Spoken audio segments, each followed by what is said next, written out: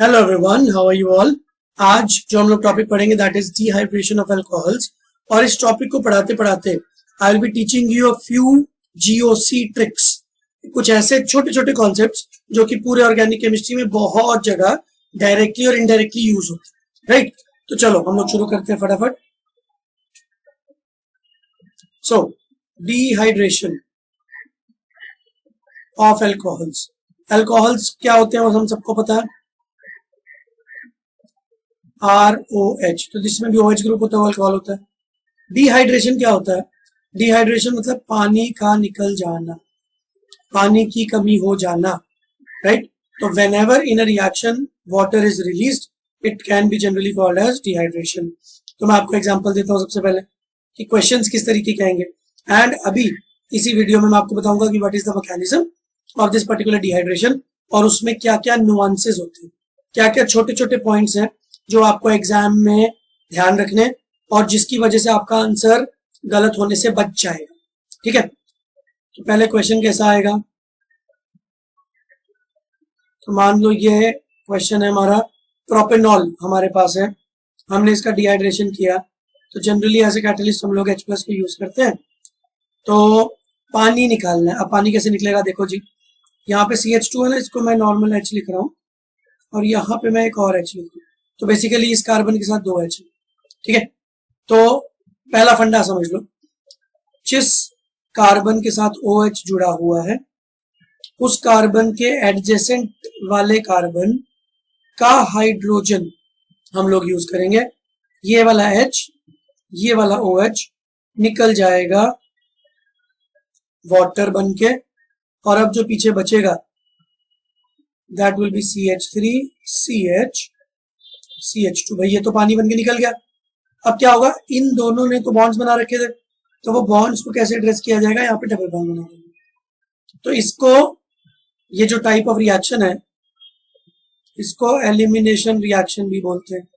तो एलिमिनेशन में क्या होता है, 2 लोग चले जाते हैं और एडजेसेंट लोकेशन से जाते हैं, और जब वो जाते हैं तो जहां से वो गए वहां पे डबल बॉन्ड आ जाता है, राइट। एलिमिनेशन रिएक्शंस के ऊपर और डिटेल में वीडियोस हैं। तो एलिमिनेशन में जैसे आपने सुना होगा डीहैलोजिनेशन, डिहाइड्रोहैलोजिनेशन, डिहाइड्रोजिनेशन, तो बड़े सारे तरीके के नेम्स हैं। काफी बच्चे इसमें कंफ्यूज होते हैं, बट आप इसमें ज्यादा कंफ्यूज मत हो। एक चीज समझ लो, ये जो डी है ना, डी का मतलब होता है निकल जाना।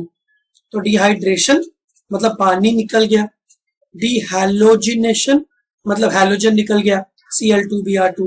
तो इसके और डिटेल में हम लोग नेक्स्ट वीडियो में देखेंगे, बट एज ऑफ नाउ ये क्या है, डिहाइड्रेशन की बात हो रही है, तो पानी निकलेगा। तो पानी निकालने के बाद प्रोडक्ट कैसे बनाना है वो तो हमको समझ में आ गया, राइट।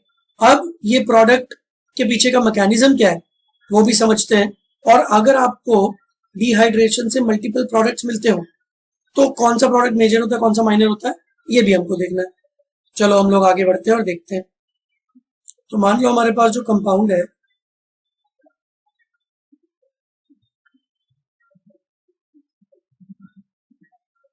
मान लो इस बार ये वाला कंपाउंड है, इसमें हमने एज ए कैटलिस्ट H+ डाला और अब हमको ये पूछा गया है कि बताओ प्रोडक्ट क्या बनेगा। तो देखो जी, सबसे पहले तो मैं इसको CH3 की जगह CH2 लिख देता हूँ और H लिख देता हूँ, और मैं यहाँ पे भी इसको CH लिख देता हूँ और H लिख देता हूँ।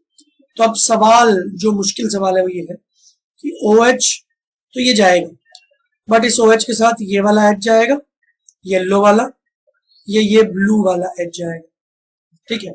अगर ब्लू वाला H गया तो आपको यहां डबल बॉन्ड मिलेगा, अगर येलो वाला H गया तो आपको यहां डबल बॉन्ड मिलेगा, राइट।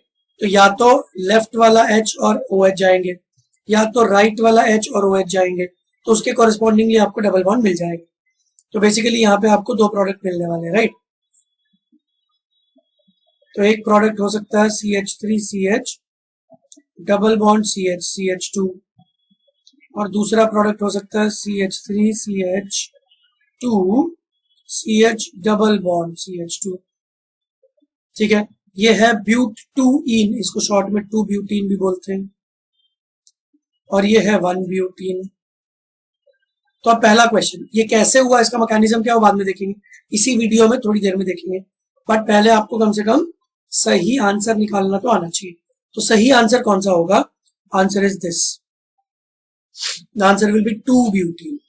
अब इसके पीछे का रीजन क्या हुआ? और हाँ, यहाँ पे एक छोटी सी मिस्टेक हुई, यहाँ पे CH2 नहीं है, CH3। ओके, तो वो तो कार्बन को 4 बॉन्ड बनाने तो वैसे हो गए। सो वाई 2-ब्यूटीन, वाई नॉट 1-ब्यूटीन? अगेन इसका आंसर भी GOC में छुपा हुआ है। इन शॉर्ट मैं आपको ये बता देता हूँ, more substituted double bonds are more stable. तो अगर मैं आपको ये बोलूं कि 2-ब्यूटीन 1-ब्यूटीन से ज्यादा स्टेबल है, इसलिए वो बनेगा। तो अब ये 2-ब्यूटीन 1-ब्यूटीन से ज्यादा स्टेबल क्यों है?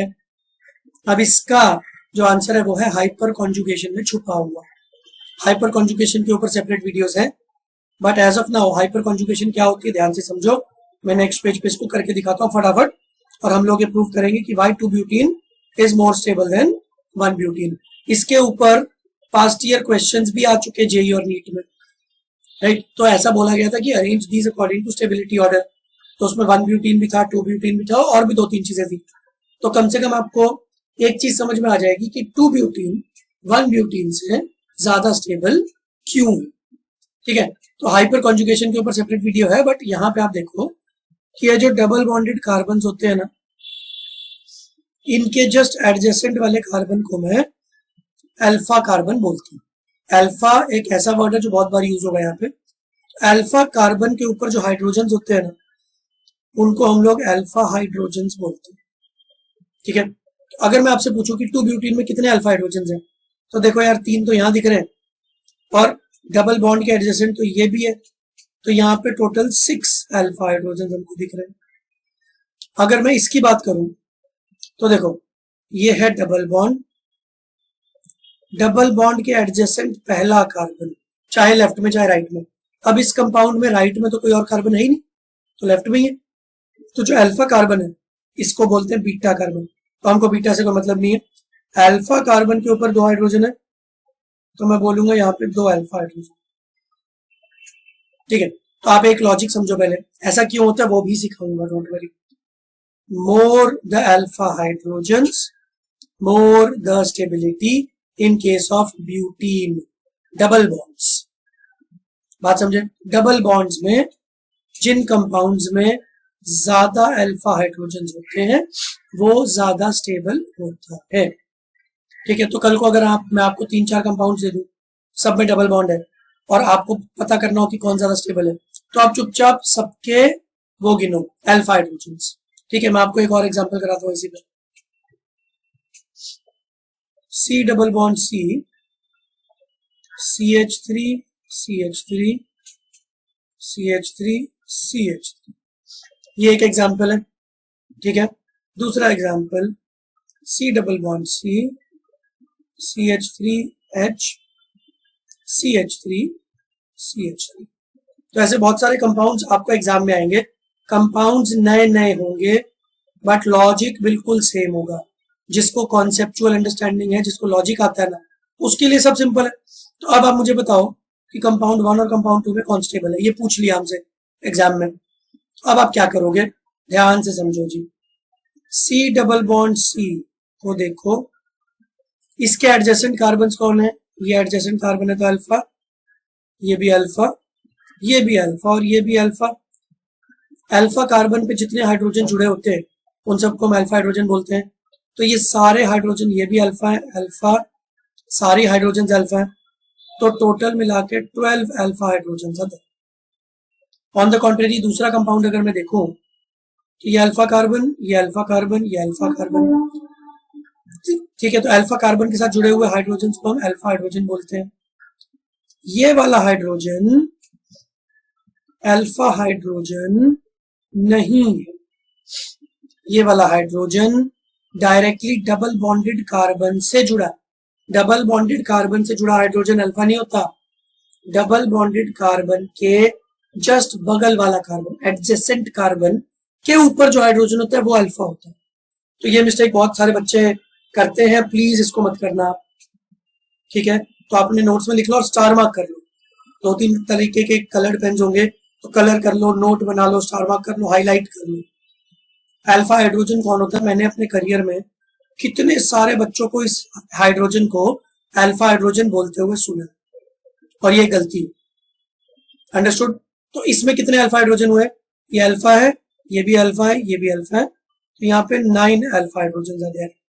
तो अब अपना फंडा क्या था, more the alpha hydrogens more the stability, और ये वाला फंडा हाइपर कॉन्जुगेशन से निकल के आता है।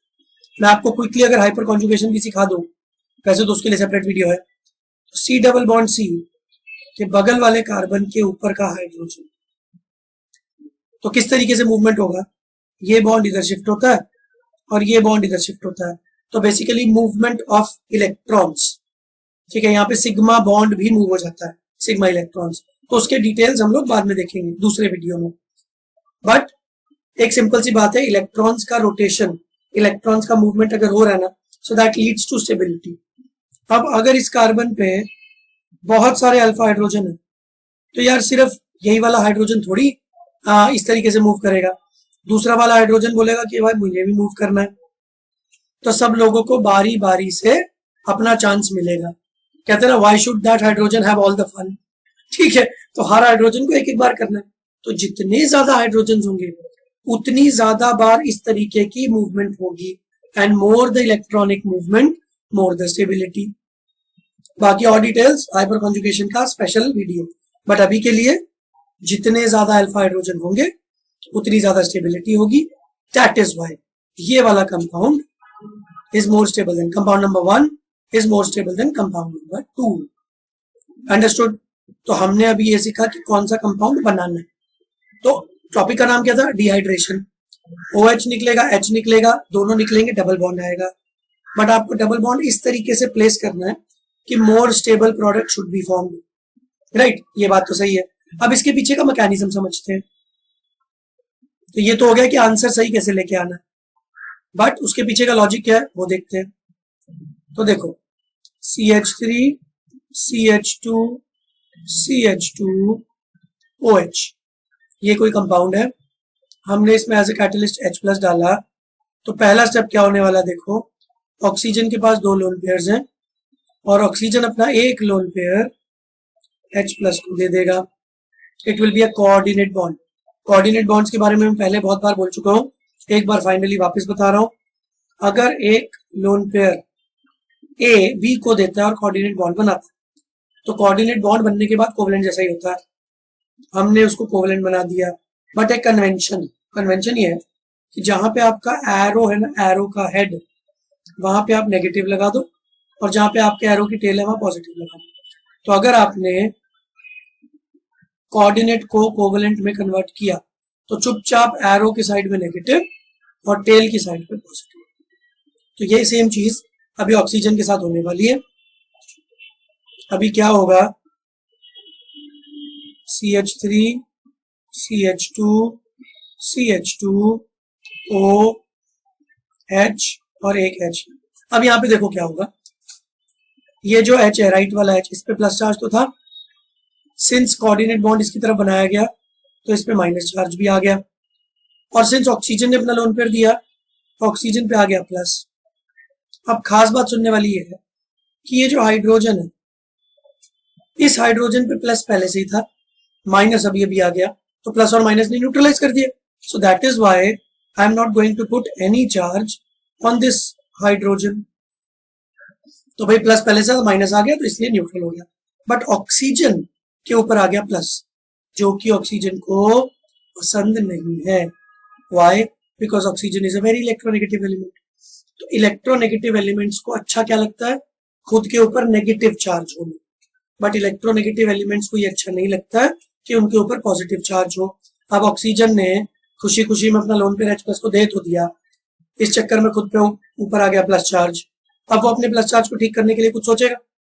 अब ऐसा कितनी बार रियल लाइफ में होता है ना, कि हमारे फ्रेंड ने हमसे कोई चीज मांगी कि यार तुम्हारी बाइक है, मुझे दे दो कुछ दिन के लिए, मुझे काम है।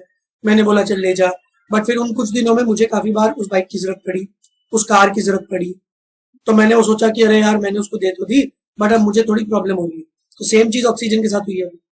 तो ऑक्सीजन ने अपना लोन पेयर दे तो दिया, बट पॉजिटिव चार्ज आ गया। अब ऑक्सीजन क्या करेगा, ऑक्सीजन किसी दूसरे से इलेक्ट्रॉन छीन के खुद ठीक हो जाएगा, बिकॉज नेचर तो इलेक्ट्रोनेगेटिव है ना। और अब एक और चीज सुनो, पीरियोडिक टेबल की बड़ी इंपॉर्टेंट चीज, अगर आपके ऊपर पॉजिटिव चार्ज है तो आपकी इलेक्ट्रोनेगेटिविटी पहले से ज्यादा बढ़ जाती है, राइट। तो आपको ऐसे बहुत सारे क्वेश्चन पीरियोडिक टेबल में आएंगे कि एक एलिमेंट है ए, एक एलिमेंट है ए प्लस, तो किसकी इलेक्ट्रोनेगेटिविटी ज्यादा है? तो सिंपल शब्दों में मतलब इसका ये है, कौन ज्यादा इलेक्ट्रॉन खींचेगा? तो यार इसका जवाब ये है, जिसके पास इलेक्ट्रॉन्स की ज्यादा कमी होगी वही खींचेगा ना। तो जिसके ऊपर पॉजिटिव चार्ज है उसको इलेक्ट्रॉन की ज्यादा जरूरत है ना, तो वही खींचेगा, तो उसकी पावर ज्यादा हो जाएगी। तो एक तो ऑक्सीजन जो पहले ही इलेक्ट्रोनेगेटिव था, उसके ऊपर आपने प्लस चार्ज भी डाल रखा है, तो भाई वो तो पागल हो गया, तो वो तो इलेक्ट्रॉन लेगा बहुत तेजी से। और अब किससे लेगा? जो उसके साथ जुड़े हुए लोग हैं।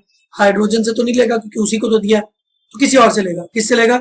कार्बन से। तो ये 2 इलेक्ट्रॉन है ऑक्सीजन कार्बन के बीच में, जिनमें से एक इलेक्ट्रॉन जिसको मैं अभी ब्लू कर रहा हूं, वो इलेक्ट्रॉन तो ऑक्सीजन का खुद का है, और दूसरा इलेक्ट्रॉन जो येलो कलर का दिख रहा है वो कार्बन का है। तो ऑक्सीजन बोलेगा भाई अपना इलेक्ट्रॉन इधर लाओ, कार्बन बोलेगा नहीं, तो ऑक्सीजन बोलेगा मैं ताकतवर हूं इसलिए लाओ, तो ऑक्सीजन बेसिकली छीन लेगा, ठीक है ना। तो ऑक्सीजन ये दोनों इलेक्ट्रॉन्स को अपनी तरफ छीन लेगा, तो इसकी वजह से बॉन्ड टूट जाएगा। अब आप इसको ऐसे इमेजिन करो, 2 दोस्तों ने साथ में मिलकर कुछ बिजनेस स्टार्ट किया, दोनों ने इक्वल कंट्रीब्यूशन किया, बट एक दोस्त लालची हो गया तो उसने सारा पैसा हड़प लिया। तो जब आप दूसरे का पैसा भी हड़प लोगे तो दोस्ती टूट जाएगी ना, राइट। तो यहाँ पे दोस्ती का मतलब क्या है? बॉन्ड, ऑक्सीजन कार्बन के बीच का बॉन्ड। तो जब ऑक्सीजन ने कार्बन के इलेक्ट्रॉन को छीन लिया तो बॉन्ड टूट गया फिर, ठीक है। तो हम इसको ऐसे दिखा देंगे कि भाई ये बॉन्ड यहाँ से टूट गया, और इलेक्ट्रॉन कार्बन वाला ऑक्सीजन ने छीन लिया, तो ऑक्सीजन पे जो प्लस चार्ज है वो न्यूट्रल हो जाएगा, क्योंकि कार्बन के इलेक्ट्रॉन की वजह से नेगेटिव चार्ज आएगा, प्लस ऑलरेडी है, जिस चीज पे प्लस है उस पे नेगेटिव आया तो न्यूट्रल हो गया। तो इसका रिजल्ट क्या होगा? इसका रिजल्ट होगा कि आपको ये वाली स्पीशी मिलेगी, इसको मैं बोलता हूं carbocation. This is a 1 degree carbocation. मैंने अपने पुराने वीडियोस में बहुत जगह दिखाया है कि कार्बोकेटाइन एक ऐसी स्पीशी है जो रीअरेंज करती है अपने आप को स्टेबल करने के लिए। तो अगर उसको मौका मिलेगा स्टेबल होने का तो पक्का स्टेबल होगा। रीअरेंज करने के तरीके क्या है, इसके ऊपर वीडियो बना हुआ है, right. Hydride shift, methyl shift, ring expansion, बहुत सारी चीजें होती हैं अपने आप को रीअरेंज करने की। तो यहाँ पे जो बेस्ट चीज दिख रही है रीअरेंज करने के लिए वो क्या है? देखो ध्यान से, एक सेकेंड। तो ये जो बगल वाला कार्बन है, यहां से एक हाइड्राइड शिफ्ट होगा इस कार्बन की तरफ, अंडरस्टूड। हाइड्राइड शिफ्ट के ऊपर पूरा अलग से वीडियो बना हुआ है। तो यहाँ पे CH3CH और ये बन गया CH3, और बीच वाले कार्बन पे आ गया प्लस चार्ज, क्योंकि यहां से हाइड्राइड उठा के आप ले गए। इस हाइड्राइड शिफ्ट से फायदा क्या हुआ कि जो चीज पहले 1 डिग्री कार्बोकेटाइन हुआ करती थी अब वो 2 डिग्री कार्बोकेटाइन हो गई। तो हर कार्बोकेटाइन चाहता है ना कि वो स्टेबल हो जाए, सो ये स्टेप इसलिए हुआ। तो अब एक स्टेबल इंटरमीडिएट बन गया है। अब एक फाइनल स्टेप हम लोग लेके जाएंगे, बिकॉज ये डिहाइड्रेशन है। डिहाइड्रेशन में एंड में डबल बॉन्ड बनता है। अभी तक हम उस फाइनल स्टेप पर नहीं पहुंचे, बट अब एक कॉमन सेंस लॉजिक सुनिए। आपने कैटलिस्ट की डेफिनेशन सुनी हुई बचपन में, 9th 10th में होता ही है। क्या होती है definition? A catalyst is something which increases the speed of a reaction without taking part in the reaction. आपने ये सुना हुआ है। ये ना बच्चों वाली डेफिनेशन थी 9th वाली, अभी थोड़ा इसको मॉडिफाई करते हैं। आप ये देख रहे हो यहाँ पे जो H+ है ये कैटलिस्ट है। क्या ये रिएक्शन में पार्ट ले रहा है? आंसर है यस। भाई इसी की वजह से तो ऑक्सीजन पे पॉजिटिव चार्ज आया, इसी की वजह से तो एट द एंड पानी निकला। पानी कहां से निकला? अरे हमको तो दिखा ही नहीं सर, है ना। देखो बेटा, ये पानी निकला इधर से, बॉन्ड टूटा ना, और ऑक्सीजन के ऊपर दो H लगे हुए हैं, तो इसी को तो बोलेंगे माइनस वाटर। तो यहां से पानी निकल गया और ये बन गया कार्बोकेटाइन। तो डिहाइड्रेशन हमारी, पानी निकल चुका है, बट इस पानी के अंदर एक हाइड्रोजन, ये वाला हाइड्रोजन एक्चुअली कैटलिस्ट वाला हाइड्रोजन है जो आपने कैटलिस्ट डाला था। तो आपका कैटलिस्ट तो यूज हो गया। तो पहली चीज जो 9th 10th की डेफिनेशन थी उसको थोड़ा मॉडिफाई करते हैं। कैटलिस्ट जनरली रिएक्शन में पार्ट ले लेता है, इंटरमीडिएट्स बनाने में हेल्प करता है, बट एट द एंड पूरा का पूरा वापस से रीजनरेट हो जाता है। मतलब अगर आपने 2 ग्राम कैटलिस्ट यूज किया था शुरू में, तो एंड में आपको कंटेनर में 2 ग्राम कैटलिस्ट ही मिलेगा।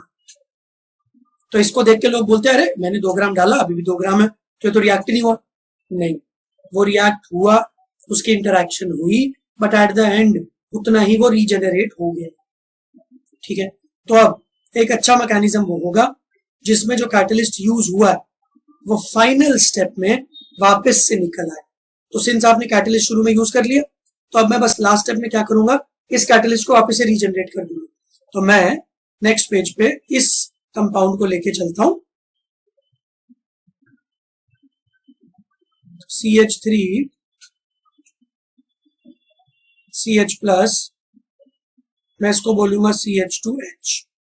ऐसा मैं क्यों लिख रहा हूं, बिकॉज अब रीजनरेट करने का तरीका क्या है, ये बॉन्ड शिफ्ट हुआ यहां पे, बेसिकली हाइड्रोजन का इलेक्ट्रॉन छीन लिया गया और उससे डबल बॉन्ड बना दिया गया और हाइड्रोजन को भगा दिया गया H प्लस के फॉर्म में। ये वही H प्लस है जो आपने कैटलिस्ट की तरह यूज किया। अब ऐसा बोलना एग्जैक्टली सही नहीं होगा कि वही H प्लस है, बट उतना ही H प्लस निकला है। तो जितना H प्लस O ने अपने साथ इंटरैक्ट करा के पानी बनाया, उतना ही H प्लस यहां से निकल गया और अब आपको फाइनल प्रोडक्ट मिला CH3 CH double bond CH। बात समझ आई? ठीक है, इसी चीज को करने का एक दूसरा एक्सप्लेनेशन मेथड भी है। तो वो क्या है, देखो जी, CH3 CH प्लस है और यहाँ पे CH2 है और यहाँ पे 2 इलेक्ट्रॉन है और हाइड्रोजन है। अब कार्बन और हाइड्रोजन में ज्यादा इलेक्ट्रोनेगेटिव है कार्बन, तो for a time being carbon ने इन दोनों इलेक्ट्रॉन्स को खुद के पास खींच लिया। ठीक है, और हाइड्रोजन बेचारे को भगा दिया। तो हाइड्रोजन को तो निकलना ही H प्लस की फॉर्म में। अब इससे क्या हुआ कि कार्बन के ऊपर आ गया नेगेटिव चार्ज और अब अगल बगल वाले कार्बन पे एक पे पॉजिटिव है एक पे नेगेटिव है, तो ये लोग आपस में जुड़ जाएंगे ना, तो ये लोग जुड़ जाएंगे तो फिर से ये प्रोडक्ट बन जाएगा। तो कैसे भी समझ लो, बात वही है। और ऑब्जेक्टिव टाइप एग्जाम्स में आपको एट द एंड प्रोडक्ट पे टिक ही करना ना, ABCD, राइट। तो मैकेनिज्म आप किसी भी तरीके से समझो, लेमैन लैंग्वेज में, टेक्निकल लैंग्वेज में, बट समझो और एंड प्रोडक्ट तक पहुंचो। अंडरस्टूड? तो ये क्वेश्चन हो गया। एक क्वेश्चन मैं और करवाता हूं फटाफट, उससे आपके past year questions maximum logics cover हो जाएंगे। अब जो कंपाउंड है हमारे पास,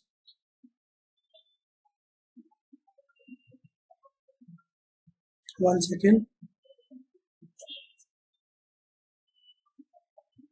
ये कंपाउंड है, ठीक है। अब यहां पे अगर मैं थोड़ा सा ध्यान से लिखूं तो यहाँ पे CH3 की जगह CH2 लिखते हैं, ठीक है। गिव मी वन सेकेंड, और एक H यहां लगा देते हैं और यहाँ पे CH लिख के एक H यहां लगा देते हैं। अब पानी निकालना है हमको, तो देखो जी OH तो निकलेगा, ये तो श्योर है। अब या तो राइट वाला H निकलेगा, ठीक है, या तो लेफ्ट वाला H निकलेगा। तो मुझे 2 केसेस मिलने वाले हैं। अगर लेफ्ट वाला H निकला तो प्रोडक्ट बनेगा इन दोनों के बीच का डबल बॉन्ड, बट अगर राइट वाला H निकला तो प्रोडक्ट बनेगा इन दोनों के बीच double bond. This is 2 butene, this is 1 butene. इसको आप ब्यूट 1 इन या ब्यूट 2 इन भी बोल सकते हो, दोनों ही सही है। तो अब मेरा सवाल ये है कि कौन सा बनेगा। तो अभी जस्ट इसी वीडियो में स्टार्टिंग में हमने हाइपर कॉन्जुगेशन और अल्फा हाइड्रोजन्स की बात की, स्टेबिलिटी की बात की। तो 2 butene is more stable than 1 butene, hence this will be the major product and this product will be 1 butene will be the minor product. तो ऐसे क्वेश्चंस आपसे बहुत बार आएंगे, आपको रिएक्टेंट दे देगा और पूछेगा what will be the product. तो जब भी ऐसा बोले कि what will be the product, तो हर बार उस क्वेश्चन पूछने वाले का सिंपल सा मतलब है व्हाट इज द मेजर। तो मैक्सिमम रिएक्शंस जो होती है उनमें मल्टीपल प्रोडक्ट्स बनते हैं, तो आपको हमेशा मेजर वाले की ही बात बतानी है। So dear friends, I hope कि आपको डिहाइड्रेशन ऑफ अल्कोहल समझ में आ गया होगा। यहाँ पे भी कार्बोकेटाइन बना, उसकी रीअरेंजमेंट हुई, सब चीजें हुई, राइट। सो आई होप आपको समझ में आया। और जहां पे रीअरेंजमेंट होगी वहां पे एक और बहुत सही चीज निकल के आती है, and that is ring expansion. इसके ऊपर भी मैंने एक वीडियो बनाया हुआ है। तो अब मैं डिहाइड्रेशन के टॉपिक को रिंग एक्सपेंशन के साथ मिक्स कर दूंगा। तो डिहाइड्रेशन के पहले स्टेप के बाद कार्बोकेटायन बनेगा, वो कार्बोकेटायन आपको ऐसा दिखेगा जिसकी रिंग एक्सपेंशन होती है। तो अब फंडा यही है कि जिसको रिंग एक्सपेंशन नहीं आता उसका भी क्वेश्चन खराब हो गया, जिसको स्टेप 1 नहीं आता उसका भी क्वेश्चन खराब हो गया। बट ये दोनों टॉपिक इंडिपेंडेंटली बहुत छोटे छोटे टॉपिक है, तो मैं हर छोटे टॉपिक के ऊपर वीडियो बना रहा हूं, आप बस हर छोटे टॉपिक को समझते हुए चलो। फिर मैं 2-3 टॉपिक्स को मिक्स कर दूंगा तो अच्छा क्वेश्चन बन जाएगा, मैं 5-6 टॉपिक्स को मिक्स कर दूंगा और अच्छा क्वेश्चन बन जाएगा। बस इतना ही डिफरेंस है जेई मेंस, नीट्स और एडवांस में। तो जेई मेंस और नीट में आप एक्सपेक्ट कर सकते हो कि गिनती के 2 टॉपिक्स के मिला के क्वेश्चन बन जाएगा, 2 से 3। बट वो ही मैं और टफ कर दूंगा तो जेई एडवांस हो जाएगा। बट जिस बच्चे को इंडिविजुअल टॉपिक्स और इंडिविजुअल कॉन्सेप्ट्स की क्लैरिटी है उसके लिए कुछ भी मुश्किल नहीं होने वाला, डोंट वरी। तो बस आप अच्छे से नोट्स बनाते रहो, ठीक है, और लाइक सब्सक्राइब कर देना अगर अच्छा लगे तो, और अपने बाकी फ्रेंड्स की भी हेल्प करो, ठीक है, क्योंकि मैं इन वीडियोस को बनाने में जो मेहनत कर रहा हूं उसका सिंपल पर्पस ये है कि मुझे बहुत सारे बच्चे पर्सनल व्हाट्सएप पे बोलते हैं कि सर मुझे ये समझ में नहीं आ रहा है, मुझे ये नहीं आ रहा है, तो आई थॉट कि उनके बेनिफिट के लिए मैं वीडियोस बनाऊं, ठीक है। तो सिर्फ आपको फायदा नहीं लेना है, सबको फायदा होना चाहिए, और कंपटीशन आपका सिर्फ आपके दोस्त से नहीं, पूरे इंडिया से, ठीक है। तो अगर आप ऐसी सोच रखोगे ना कि ये मैं खुद पढ़ लेता हूं उसको नहीं बताऊंगा, तो आप एक ऐसी चीज कर रहे हो जिससे कि लॉ ऑफ अट्रैक्शन वायोलेट हो रहा है।